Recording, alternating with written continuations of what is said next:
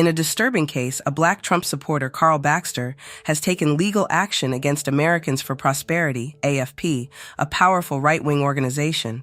Baxter claims that he faced blatant discrimination, including being called a slave by one of the group's directors, and was unfairly denied his rightful wages.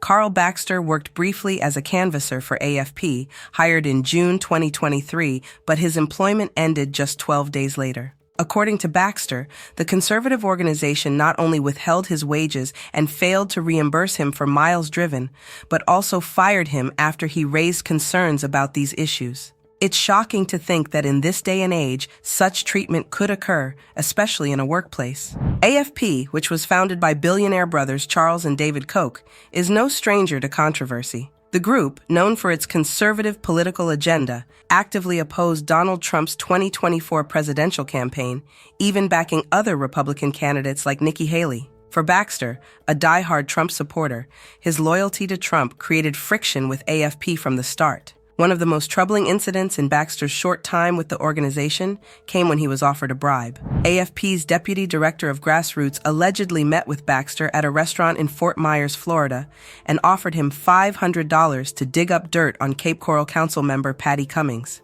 The intention was clear: to find anything that could harm Trump's allies and help block his path to winning the Republican nomination. Baxter, standing by his principles, refused the bribe. Things only got worse from there. When Baxter raised concerns about inaccurate wages, he was met with hostility from AFP's Grassroots engagement director, Roxanne Buckels. In a phone call, Buckels reportedly called him a slave and even asked him to confirm it, saying sarcastically, "At least you are working as a slave, but at least you are getting paid. Many slaves today do get paid. Many used to never get paid. Are you a slave?" It's hard to imagine the pain and humiliation Baxter must have felt.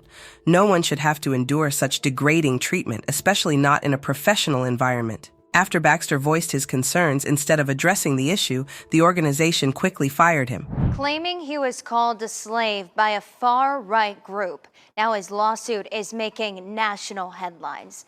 A Lee County man says he was out campaigning for former President Trump when the term was thrown at him. He says he was also bribed to get dirt on a local leader. Tonight, NBC2's Gina Tomlinson is looking into this case.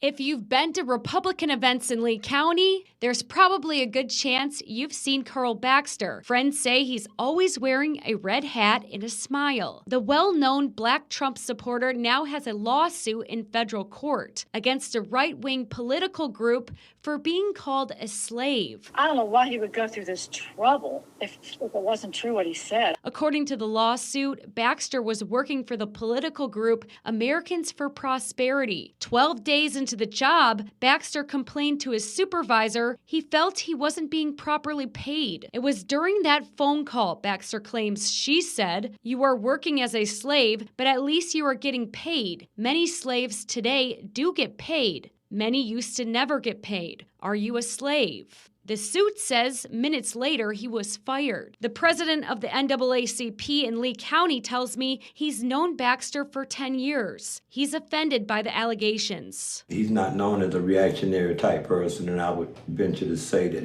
the lawsuit has merit. The lawsuit also claims Baxter was here at Oasis restaurant in downtown Fort Myers when he turned down a $500 bribe from another member of Americans for Prosperity. Baxter claiming he was asked to provide dirt on Cape Coral Council member Patty Cummings. My husband used to make big donations to Americans for Prosperity.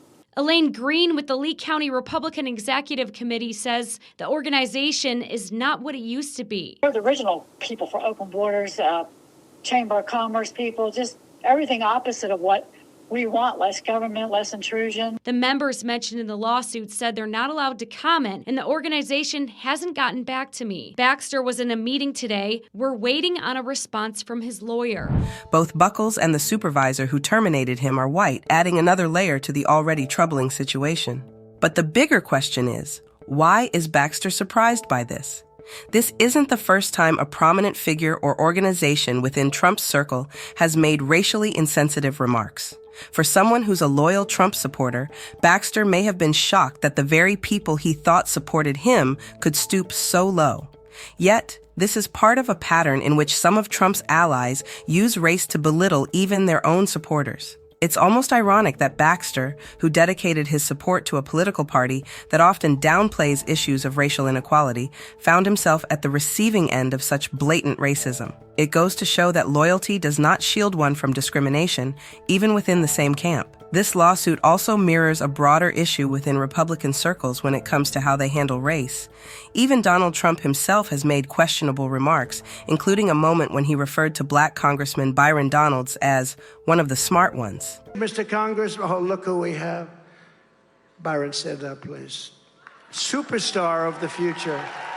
He's already a superstar, but he's a superstar of the future. Byron Donalds, Florida.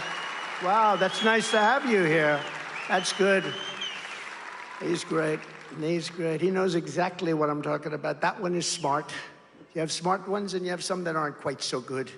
These kinds of comments reinforce harmful stereotypes and show that racism and discrimination don't disappear simply because someone supports their political agenda. Baxter's experience is a harsh reminder that being a Trump supporter doesn't make you immune from the deep-seated racism that still exists within the party. AFP has responded to these allegations, stating that they take all allegations of violations of the law extremely seriously, but decline to comment further on the lawsuit. Still, Baxter's claims paint a clear picture of discrimination, retaliation, and wage theft. He says his white colleagues never face similar issues with their pay, which raises even more questions about the organization's fairness and treatment of employees.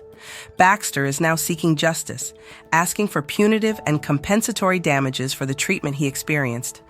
Despite the pain, he's standing up, not just for himself, but for the many who continue to face similar forms of discrimination and retaliation in the workplace. This lawsuit serves as a reminder that even in 2024, racism and mistreatment are alive and well, particularly within organizations that fail to hold themselves accountable. This situation really makes you think, what kind of party is this when even their own supporters face discrimination and name-calling? Carl Baxter's case is just another example of how deep racial tensions can run, even among those who should be working toward the same goals. It's a harsh reminder that not even loyalty to the GOP protects Black individuals from racism and mistreatment. Thank you for watching, and remember to stay woke. See you in the next one.